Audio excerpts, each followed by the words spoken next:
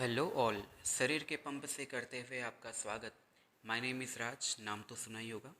लाया हूँ आपके लिए गुजरात बोर्ड 2023 साइंस पेपर का सॉल्यूशन।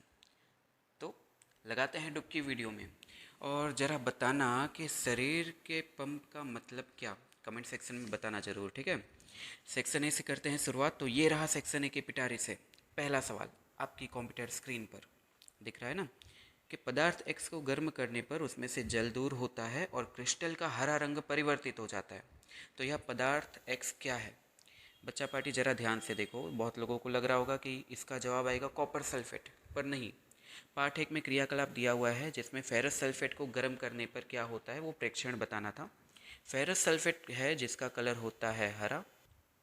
इसको गर्म करने पर क्या होता है कि ये हल्का पीला पड़ने लगता है। तो हमारा जवाब आ जाएगा फेरस सल्फेट, ठीक है। चलो आगे बढ़ते हैं। अगला सवाल क्या है? निम्न यौगिक की संरचना पर से उसका नाम बताइए। क्या करना है? हमें नामकरण करना है। तो चलो पंडित बन जाते हैं, ठीक है। बिना दक्षिणा के नामकरण करेंगे आज। दो कार्बन। दो कार्बन का मतलब क्या होता है? इथेन और या तो एथेन, बोलना आपके ऊपर है। और ये देखो जरा, प्रकार्यात्मक समूह कौन सा है? एल्कोहल। ओहो, एल्कोहल का क्या जुड़ता है? ऑल। इथेन प्लस ऑल नाम क्या बन जाएगा? बताओ बताओ। बहुत सही, एथेनॉल। क्या नाम बन गया? एथेनॉल। तो यहाँ पर देखते हैं जरा जवाब। ओके, ये रहा जवाब, एथेनॉल। तो दूसरे का जवाब क्या आ जाएगा? बी, ठीक है। अब अगला सवाल, नीचे दिए गए विकल्पों में से कौन सा विकल्प मादा जनन तंत्र का हिस्सा नहीं है? तो इसमें वैसे तो जवाब देख के ही पता चल रहा है। अंडाशय, गर्भाशय, अंडवाहिका, ये तीनों मादा जनन तंत्र का भाग है। बचा कौन? शुक्रवाहिका। तो ये आ जाएगा हमारा जवाब, ये मादा जनन तंत्र का भाग नहीं है। आगे बढ़ते हैं, चलो। अगला सवाल क्या है? अच्छा, शिक्षक छात्रों के पास ओम का नियम प्रस्थापित करने हेतु विद्युत परिपथ जोड़ने को कहते हैं। छात्र निम्न प्रकार परिपथ को जोड़ते हैं। इस परिपथ में कौन सा अवयव सही से नहीं जुड़ा हुआ है वो बताना है। बढ़िया सवाल है, लॉजिकल बेस्ड सवाल है। देखो, ये जो वोल्ट मीटर है वो तो सही जुड़ा हुआ है क्योंकि वो पार्ट्स क्रम में जोड़ता है। बैटरी भी सही दिख रही है, स्विच भी सही है, रजिस्टर भी सही है। बचा क्या? ए मीटर। ए मीटर कभी भी पार्ट्स क्रम में नहीं जुड़ता, हमेशा किस में जुड़ता है? श्रेणी क्रम में, या तो यहाँ पर या तो यहाँ पर या तो इधर कहीं मेन लाइन में ही जोड़ा जाता है ए मीटर को। तो हमारा जवाब क्या बनेगा? कौन सा अवयव गलत जुड़ा हुआ है? ए मीटर। Very good. तो ये आ जाएगा हमारा जवाब सी, ए मीटर, ठीक है। अब आगे बढ़ते हैं। अच्छा, एमसीक्यू खत्म। अब बारी आती है खाली जगह की। किसी भी कोष में इलेक्ट्रॉन की अधिकतम संख्या खाली जगह सूत्र पर निर्भर करती है। इसका जवाब मेरे ख्याल से मोस्ट ऑफ को आ गया होगा। 2n² जवाब आएगा। 9वीं कक्षा में भी, 10वीं कक्षा में भी, पार्ट 5 का ये सवाल है 10वीं कक्षा का, ठीक है। 2n², जहाँ पर n क्या होता है? n होता है कक्षा की संख्या, ठीक है। अब आगे बढ़ते हुए अगला सवाल क्या है? प्लेज्मोडियम में एक साथ अनेक संतति कोशिकाओं में विभाजित हो जाते हैं जिसे खाली जगह कहते हैं। देखो, प्लेज्मोडियम जो है ना, प्लाज्मोडियम जिसे कहा जाता है, ये एक तरह का पैरासाइट है। जब हमें मच्छर वच्छर काटते तो जो डेंगू मलेरिया नाम की बीमारी होती है ना, डेंगू, वो इसकी वजह से होता है। इसकी कोशिका क्या होती है? ढेर सारे छोटे छोटे भागों में पहले केंद्रक इसका विभाजित होता है और फिर बाद में पूरी कोशिका ही विभाजित हो जाती है छोटे छोटे भागों में, छोटी छोटी कोशिका, ठीक है। तो एक से क्या बन रहा है? बहु, यानी कि ढेर सारे, गोपी बहु वाला नहीं, बहु मतलब ढेर सारे। तो ये कहलाया बहुखंडन। तो इसका जवाब क्या आ जाएगा? इसका जवाब आ जाएगा बहुखंडन, ठीक है। ये आ गया छठे सवाल का जवाब। अब आगे बढ़ते हैं। अगला सवाल, क्या बात है क्या बात है, काफ़ी बढ़िया सवाल आया है। अभिनेत्री दीपिका पादुकोण, अभिनेत्री दीपिका पादुकोण के पिताजी प्रकाश पादुकोण बैडमिंटन के खिलाड़ी थे। खेल या अदाकारी जैसी क्षमताएं आनुवांशिक नहीं होती क्योंकि ऐसी क्षमताएं लैंगिक कोशिकाओं के खाली जगह में परिवर्तन नहीं ला सकती। सवाल क्या बोला जा रहा है? सवाल ये बोला जा रहा है कि ये जो खेल या अदाकारी नाम का क्षमता, लक्षण, ये सब है ना, ये आनुवांशिक नहीं होते। मतलब कि माता पिता से ये नहीं मिलते, ये खुद से ही क्या किया जाता है, प्राप्त किया जाता है। अगर ये माता पिता से नहीं मिलते, मतलब कि ये जो लैंगिक कोशिकाएं बनती है ना लैंगिक जनन के दरमियान, लैंगिक जनन के समय, लैंगिक कोशिकाओं के अंदर होता है डीएनए। ठीक है, डीएनए के अंदर होते हैं जीन्स, या तो गुणसूत्र भी बोल सकते हो, तो उसमें परिवर्तन नहीं आता। ठीक है, यहाँ पर हमारा जवाब क्या आ जाएगा, या तो डीएनए, या तो जीन्स, और या तो गुणसूत्र। जो जवाब लिखो तीनों में से सही है। ओके, चलो अब आगे बढ़ते हुए, लेंस की क्षमता का मात्रक खाली जगह है। अरे क्या बात है, इसका मात्रक है हेलीकॉप्टर। अच्छा हेलीकॉप्टर नहीं है, ओहो क्या है, डायोप्टर। कोई बात नहीं, क्या आ गया जवाब, डायोप्टर डी। ठीक है, आगे बढ़ते हैं। खाली जगह भी खत्म, सही है या गलत बताइए, बताना पड़ेगा। असंतृप्त हाइड्रोकार्बन यौगिकों में दो कार्बन परमाणु के बीच केवल एक आबंध होता है।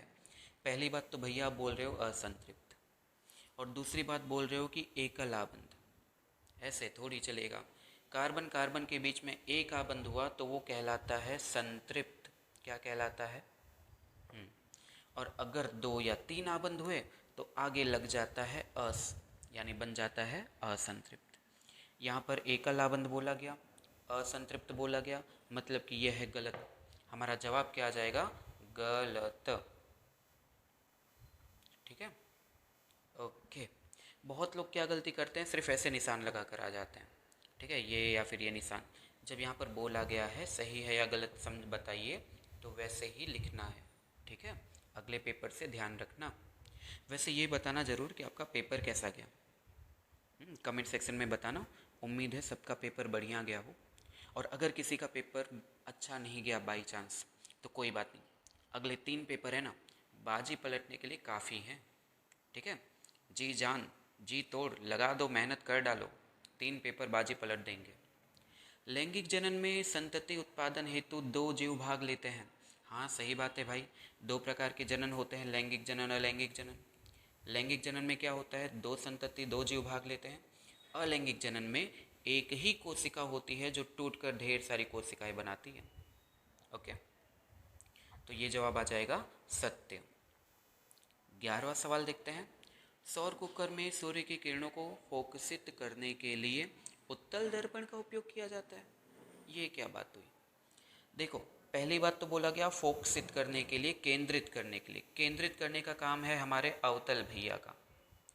अवतल भैया के सामने जो भी प्रकाश की किरणें आती हैं ना, ऐसे प्रकाश की किरण आएगी, वो कर देगा केंद्रित। इसके सामने पुष्पा भी गया तो वो भी झुक जाएगा, समझे। और इसका दूसरा भाई जो है, इसका दूसरा भाई है ना, वो है उत्तल। उत्तल का काम है फैला देना, इसके सामने जो भी प्रकाश की किरण जाती है वो फैल जाती है, वो केंद्रित नहीं होती। तो फोकसित यानी कि केंद्रित करने के लिए उत्तल का नहीं बल्कि अवतल का उपयोग किया जाता है, इसीलिए ये क्या हो जाएगा, असत्य या तो गलत। ठीक है, ओके। अब बढ़ते हैं आगे। क्या बात है, खाली जगह खत्म, सही गलत खत्म, एमसीक्यू खत्म। अब हम पहुंचे हैं 1 मार्क्स के सवाल जवाब पर। मेंडलीफ के आवर्त सारणी का सिद्धांत लिखिए।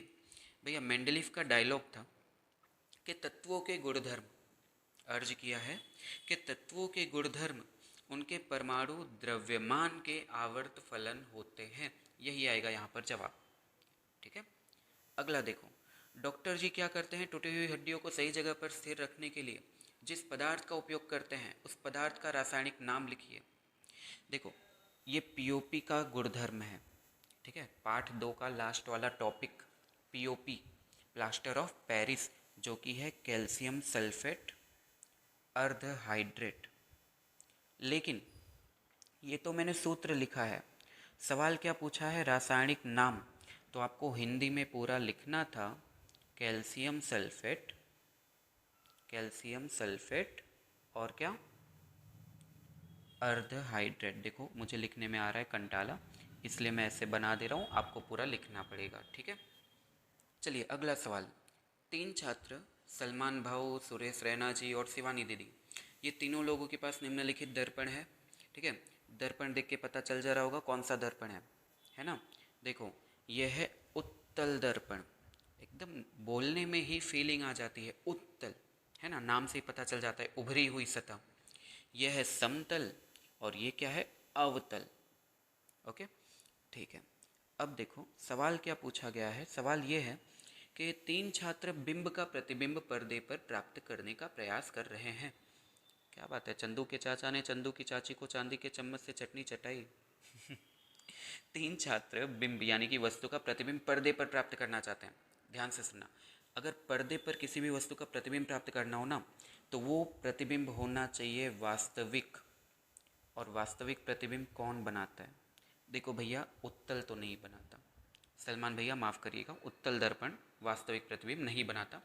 हमेशा सीधा छोटा सा और आभासी प्रतिबिंब बनाता है, सीधा सा छोटा सा आभासी सा प्रतिबिंब। समतल दर्पण का भी यही काम है। समतल दर्पण भी कैसा प्रतिबिंब बनाता है? सीधा बनाता है, यानी कि आभासी प्रतिबिंब बनाता है। किसी को ना पता चले तो घर पर जो शीशा रखा होता है ना, उसमें अपना चांद सा रोशन चेहरा देख लेना। और शिवानी दीदी, कौन सा दर्पण है इनके पास? अवतल दर्पण।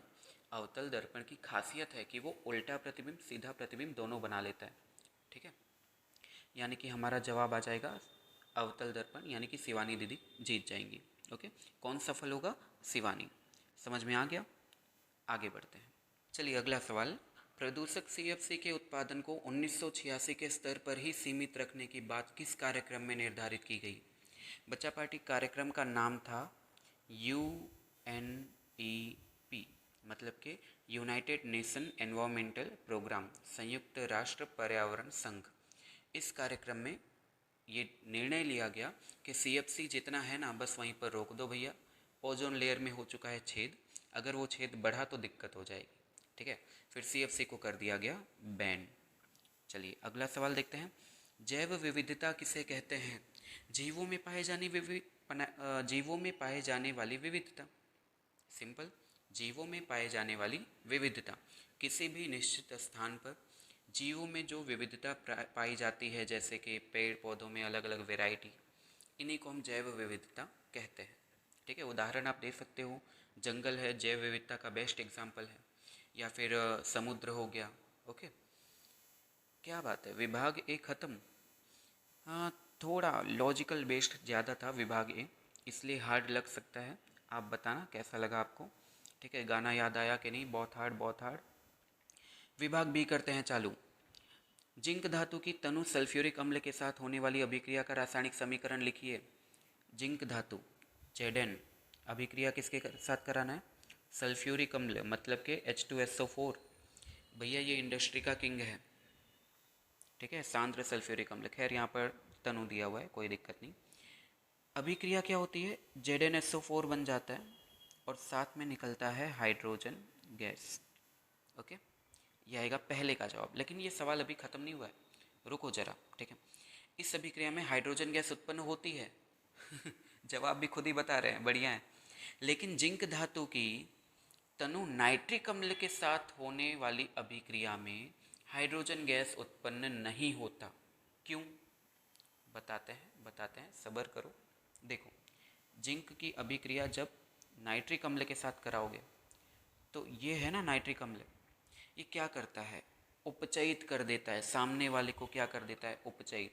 तो जैसे ही हाइड्रोजन गैस निकला ना, ये उसे क्या कर देता है? उपचयित कर देता है जल में। तो यही कारण है, क्या लिख देना है कि तनु नाइट्रिक अम्ल जिंक के साथ अभिक्रिया करके हाइड्रोजन गैस उत्पन्न करता है, परंतु वह हाइड्रोजन गैस को उपचयित करके जल में परिवर्तित कर देता है। ठीक है, यह आ जाएगा जवाब। अगला सवाल देखते हैं, 18वां सवाल। धातुओं के 4 भौतिक गुणधर्म। क्या बात है, अरे ये 7वीं कक्षा से चला आ रहा सवाल है, बढ़िया है। 4 गुणधर्म कौन कौन से हैं? धातु कठोर होते हैं, धातु चमकीले होते हैं, धातु की सतह किसी से टकराती तो टन करके आवाज़ आती है, जिसे ध्वनिक कहते हैं। धातु क्या होते हैं? आघातवर्ध्य होते हैं, तन्य होते हैं। बहुत गुणधर्म है यार, 4 के बदले 6 लिखो, है ना, एक्स्ट्रा मार्क्स नहीं मिलेंगे। लेकिन लिख सकते हैं। अब अगला सवाल, आधुनिक आवर्त सारणी अनुसार समूह में ऊपर से नीचे जाने पर बिना लिफ्ट के धात्विक अभिलक्षण बढ़ता है। बढ़िया सवाल है, समझाना है क्यों। समूह में आधुनिक आवर्त सारणी है ना हमारी, अरे वो स्कूल की बिल्डिंग जैसा, हाँ कुछ ऐसा ही। देखो बोला ये जा रहा है कि समूह में जब हम ऊपर से नीचे जाएंगे तो धात्विक गुणधर्म बढ़ेंगे। हाँ तो ये क्यों होता है, क्योंकि जब हम समूह से ऊपर से नीचे जाते हैं ना तो परमाणु त्रिज्या है वो बढ़ती जाती है। परमाणु त्रिज्या बढ़ने से क्या होगा भाई, बताता हूँ। देखो परमाणु त्रिज्या बढ़ेगी तो बीच में है प्रोटॉन, आजू बाजू है इलेक्ट्रॉन। ये दूरी जितनी बढ़ेगी ये प्रोटॉन इलेक्ट्रॉन को उतना कम खींच पाएगा। ठीक है, प्रोटॉन क्या करता है, इलेक्ट्रॉन को आकर्षित करता है, खींच के रखता है। अगर ये दूरी बढ़ती जाएगी तो इलेक्ट्रॉन तो खिंचाएगा ही नहीं भाई। हम थोड़ी सी ही गर्माहट देंगे तुरंत इलेक्ट्रॉन निकल के भाग जाएगा, मुझे नहीं रुकना मैं जा रहा हूँ, है ना। तो इसे कहा जाता है धात्विक गुणधर्म, इलेक्ट्रॉन त्यागने की क्षमता, ये धात्विक गुणधर्म है। ठीक है, तो धात्विक गुणधर्म बढ़ता जाएगा, क्यों, क्योंकि समूह में ऊपर से नीचे जाने पर परमाणु त्रिज्या बढ़ती जाती है। ओके, अच्छा अथवा में दिया हुआ है डोबे राइनर के वर्गीकरण की क्या सीमाएं हैं। देखो डोबे राइनर है ना, उन्होंने जो त्रिक का नियम दिया था उसमें सिर्फ 3 त्रिक ही वो ज्ञात कर पाए थे। उसके बाद जितने भी नए तत्व मिलते जा रहे थे ना वो ये त्रिक के सिद्धांत में वर्गीकृत नहीं हो पा रहे थे। तो यही 2 पॉइंट बन जाएगा। पहला पॉइंट तो ये हो गया केवल 3 त्रिक वो ज्ञात कर पाए, और दूसरा पॉइंट बन जाएगा कि नए तत्व वर्गीकृत नहीं किए जा सके। ठीक है, आगे बढ़ते हैं। अरे वाह बहुत बढ़िया सवाल, ये सवाल देख के दिल को सुकून मिल गया होगा। धमनी और सिरा के बीच में अंतर, है ना, स्कूल में भी बहुत बार प्रैक्टिस कराई गई होगी। धमनी और सिरा के बीच में अंतर बताइए। देखो धमनियाँ होती हैं, मान लो ये हृदय है, हमारा पंप, जिस सवाल का जवाब देने को कहा गया था मैं ही दे देता हूँ। हृदय से रुधिर को ले जाने का काम किसका है, धमनी का, और वापस लाने का काम किसका है, सिरा का। पहला अंतर तो ये हो गया। दूसरा अंतर, धमनी की दीवारें जो है ना वो थोड़ी अंबुजा सीमेंट से बनी होती हैं, मतलब कि मजबूत होती हैं, और सिराओं की दीवारें उतनी मजबूत नहीं होती, पतली होती हैं। ओके, फिर अगला पॉइंट, तीसरा पॉइंट लिखना चाहो तो लिख सकते हो कि धमनी की दीवारों में वाल्व नहीं लगे होते परंतु सिरा की दीवारों में वाल्व लगे होते हैं। ओके, 3 पॉइंट का अंतर बन गया। अगला देखते हैं, पादपों में उत्सर्जन समझाइए, पादपों में उत्सर्जन समझाइए। देखो पादप कितने प्रकार से उत्सर्जन की प्रक्रिया करते हैं। देखो पेड़ के नाम पे मुझे यही ड्राइंग बनाना आता है। ओके, पेड़ सबसे पहले अपनी पत्तियों की मदद से, किसकी मदद से, पत्तियों की मदद से उत्सर्जन प्रक्रिया करते हैं। दूसरा अपने तनों की मदद से, तीसरा जड़ की मदद से। ये 3 चीज़ों के जरिए वो उत्सर्जन प्रक्रिया करते हैं। यही आपको समझा देना था, पार्ट 6 का सवाल है ये। जल्दी जल्दी थोड़ी जल्दबाजी रखते हैं, वीडियो लंबी होती जा रही है। ठीक है, अगला, एड्रीनलिन रुधिर में स्रावित होती है तो हमारे शरीर पर क्या अनुक्रिया होती है। देखो एड्रीनलिन है ना, ये एक ऐसा हार्मोन है कि अगर ये कोई अचानक वाली सिचुएशन आ जाए कि सामने सांप आ गया, या आप चल रहे हो कुत्ता भौंकने लगा, या फिर आप चल रहे हो और क्लास के और स्कूल के सबसे खतरनाक टीचर सामने आ गए, तो आप क्या करोगे, या तो सामना करोगे या तो भागोगे। वो वाली अनुक्रिया एड्रीनलिन और एड्रीनलिन के स्रावित होने से होती है। ठीक है, इसे कहा जाता है फाइट और फ्लाइट का हार्मोन। दिल की धड़कनें बढ़ जाती हैं। ठीक है, रक्तचाप या रक्त दबाव बढ़ जाता है। ओके, सांसें तेज होने लगती हैं। ये सारा एड्रेनलिन रुधिर में जाने का प्रभाव है। ओके, अगला देखते हैं। ओहो ये सवाल काफ़ी बढ़िया है। ठीक है, सवाल क्या है, 220 वोल्ट और 100 वॉट का एक विद्युत बल्ब है, इसे 110 वोल्ट पर लगा के चलाया जा रहा है। विद्युत शक्ति कितनी होगी। एक तो पता नहीं कौन चला रहा है, ढूंढना हमें पड़ रहा है, कोई बात नहीं। देखो सूत्र लगेगा P बराबर V²/R। पार्ट नंबर 12 में ये सूत्र है, देख लेना एक बार। ये सूत्र लगा के हल करोगे ना, P1 बराबर V1² और P2 बराबर V2² R।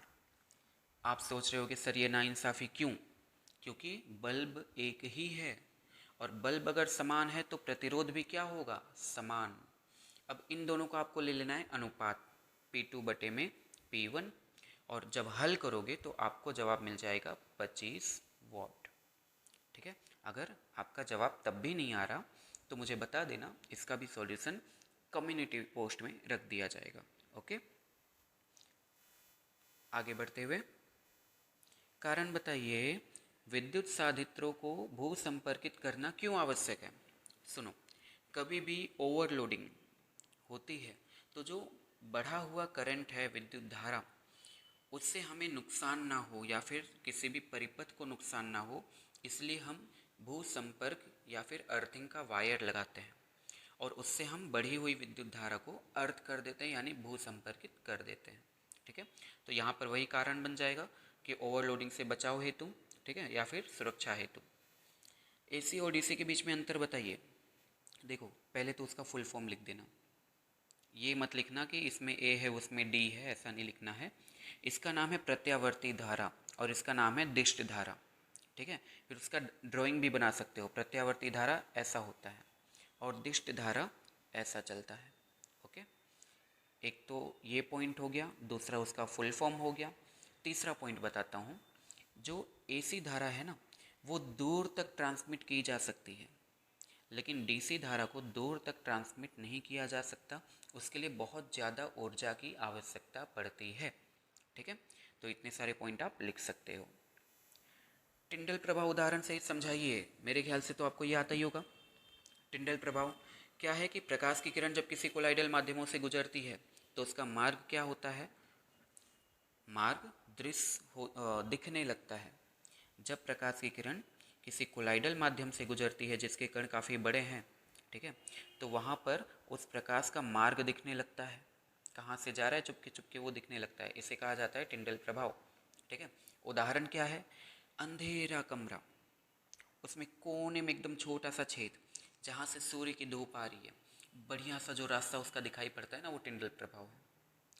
उसमें छोटे छोटे आपको कण भी दिखाई देंगे। ठीक है, ऐसा लगेगा कि उड़ रहे हैं, हाँ असल में उड़ ही रहे हैं। ठीक है, और उदाहरण क्या हो सकता है कि कोहरे में, ठंडी के टाइम पे जब कोहरा पड़ता है तो जो वाहनों की हेडलाइट होती है ना, उसमें से जो लाइट निकलती है उसका रास्ता दिखाई पड़ता है। और क्या उदाहरण हो सकता है, जंगलों में प्रकाश का फैलना टिंडल प्रभाव का ही उदाहरण है। ठीक है, 9वीं कक्षा में भी आता है ये, इसलिए कहा जाता है 9वीं में भी पढ़ लो। कोई बात नहीं, चलो। अब घटक किसे कहते हैं पारितंत्र में, अब घटक की क्या भूमिका है। अब घटक बोलो या अपमार्जक बोलो, दोनों चलेगा।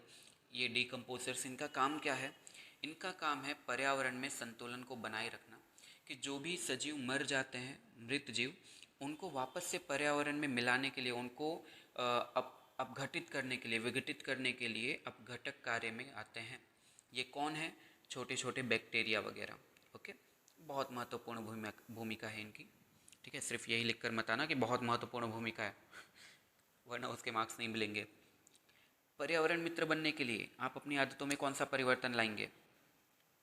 देखो भाई, ये सवाल का जवाब आप खुद से दे देना। ठीक है, इतना तो लिख कर आ सकते हो मेरे ख्याल से, इतने अच्छे बच्चे तो आप हो। वन संरक्षण के 4 उपाय सुझाइए, जंगल नहीं काटेंगे। ठीक है, फिर सरकार से अपील करेंगे कि बिजनेस के लिए जंगलों का उपयोग ना किया जाए। बहुत है, आपके ऊपर है, लिख दो। क्या बात है, विभाग बी भी ख़त्म। ठीक है, अब मैं समय यात्रा करके छोटा सा ब्रेक ले लेता हूँ और मिलते हैं आपसे पूरे 1 सेकंड के अंदर। क्या बात है, वेलकम। विभाग सी चालू करते हैं। 27वां सवाल, संयोजन अभिक्रिया उदाहरण देकर समझाइए।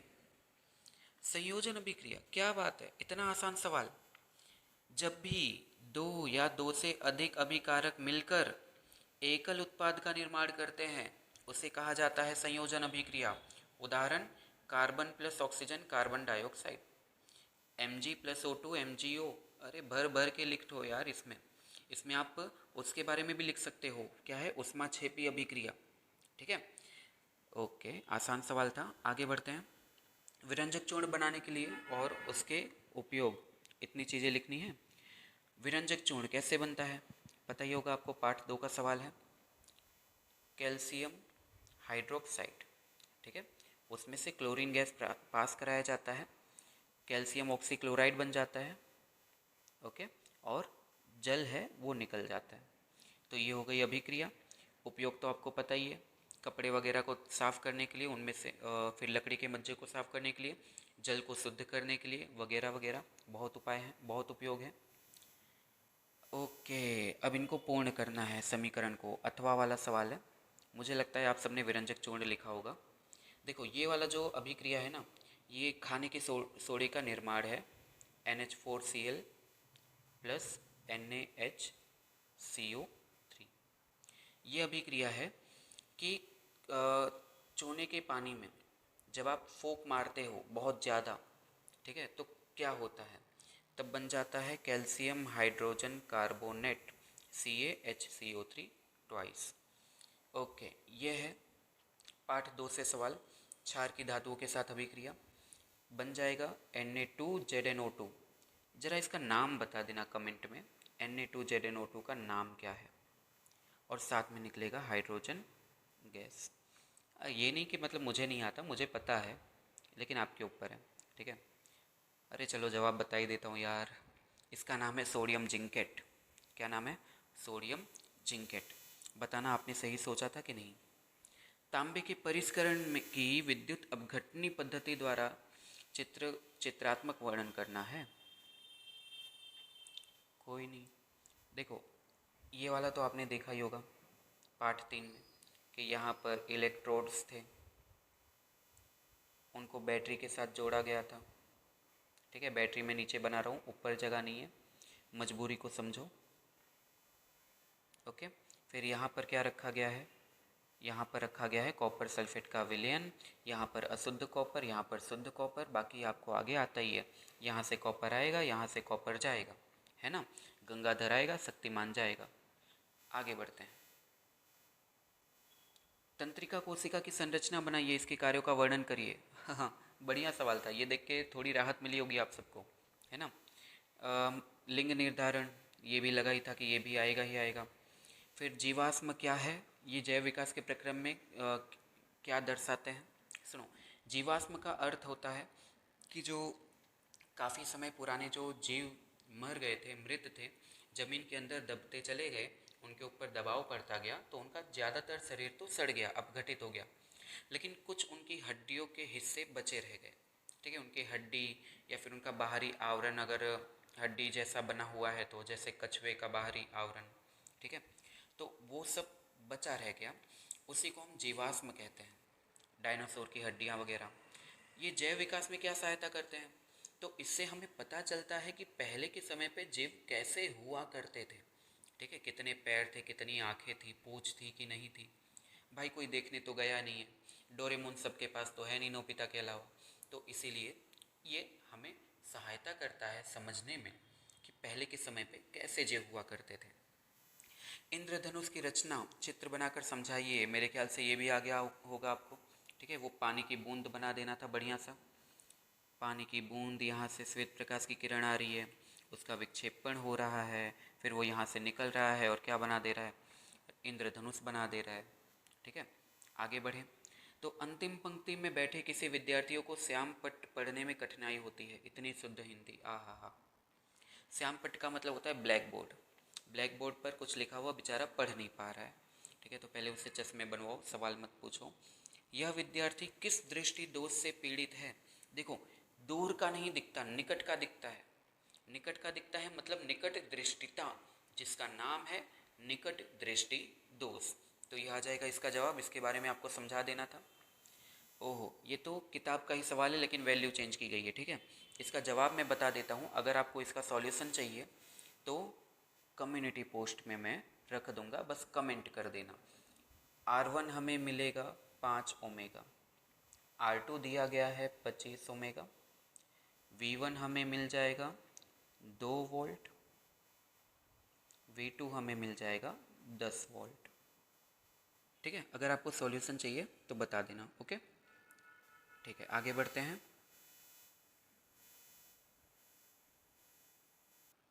निम्नलिखित प्रश्नों के उत्तर दीजिए। सौर सेल का सिद्धांत बताइए।